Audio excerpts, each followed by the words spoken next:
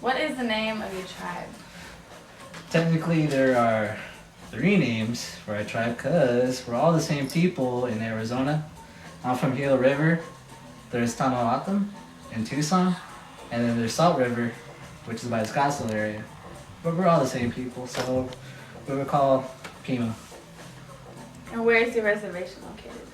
Like I said, there's 3 of them. Okay, but the one that I'm from is from Gila River, which is along the I-10 freeway, right in between Phoenix and Tucson, more closer towards Casa Grande.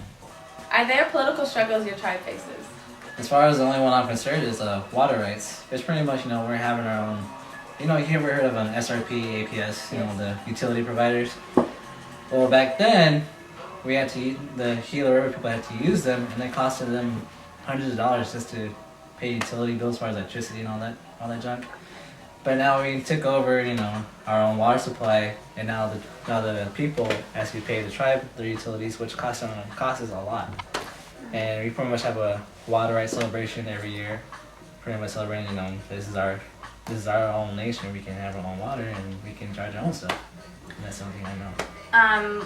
Wasn't that a case that went to the Supreme Court? Oh yeah, the Supreme Court and everywhere else. How long did it take to get that resolved?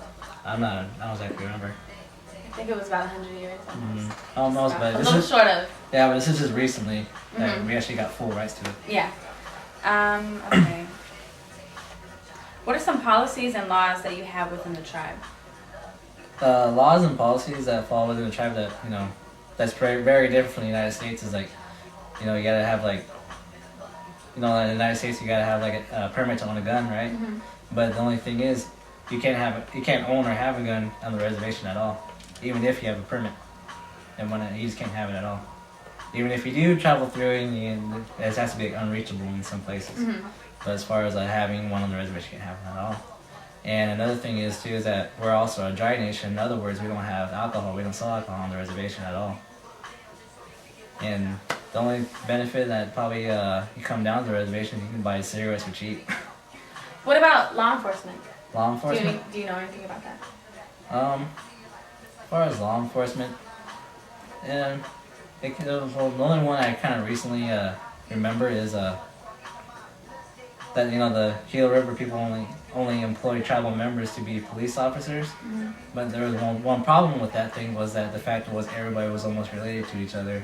So if somebody caused trouble, they'll kind of give them a slap in the head saying, "Don't do this again. I'll tell your mom." Mm-hmm. But now they brought in white cops, black cops. Now the crime has kind of gone down ever since then, because we got different other backgrounds coming on the law enforcement. Okay. Do you have a hard time finding group acceptance? Group acceptance, as far as in my own people, my own reservation, sometimes. But I just feel that's kind of on my part because I never really lived on the reservation for that long. I lived up here most of my life in the city from probably when I was 9 until I was 17. Then I moved back when I was 18. But as far as fitting in down there, I kind of have a hard time. But as far as fitting up in here, in the city everywhere, not so much. Because, I pretty much have my own life up here than down there. As far as the generals go, the man and the woman pretty much run the same household together equally. And, that's how it is. Is that how you were raised? Yeah. But, I came from a single parent house, but as far as going back and forth to my mom's and my dad's house, it's been like equal. Mm-hmm. They both have power in the house. So it's a balance. Yeah. What is the percent or an estimate of the average income for houses on the reservation? Average income, it all depends on what kind of job you have, because we have different various jobs that people do. So it all depends really, but as far as on my reservation, it's kind of like a average income, not too high, not too low, we're kind of there. Middle class, I should say. For the most part, there's not like a real problem with poverty. There is a problem with poverty though. You got project housing and all that, but as far as people being unemployed, it's not so much. The employment rate's not that low. What is tribal sovereignty? Tribal sovereignty is basically having your own independence as a nation.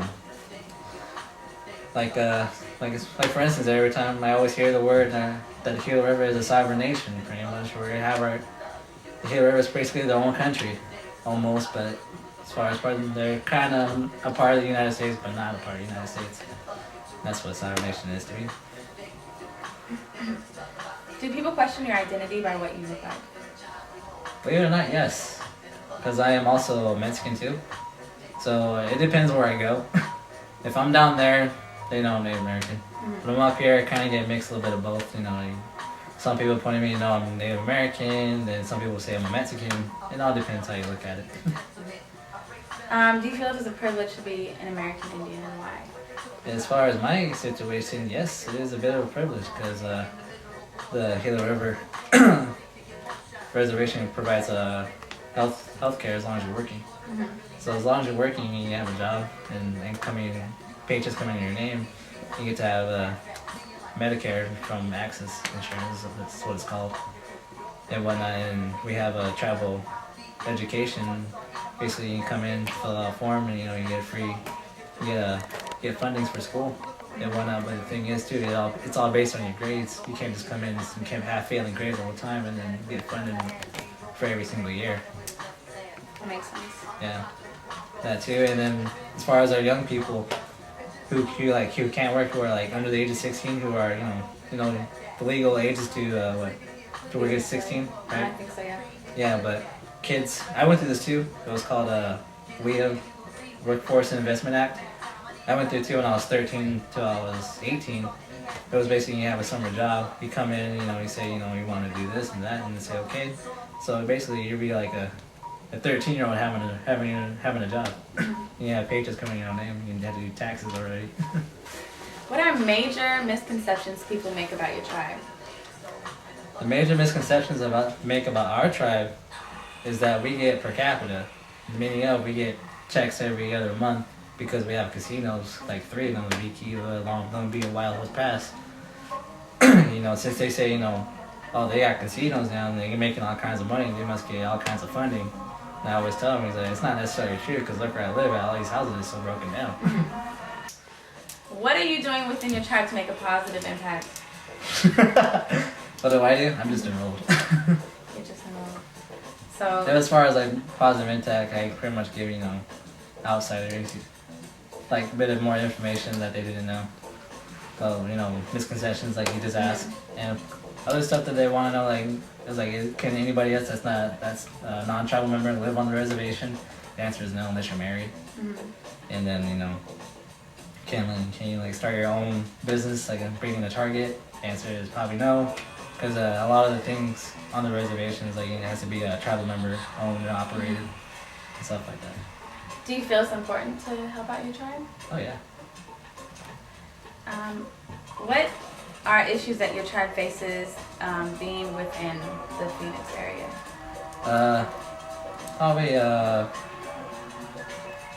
Probably building more casinos is what the only issue is.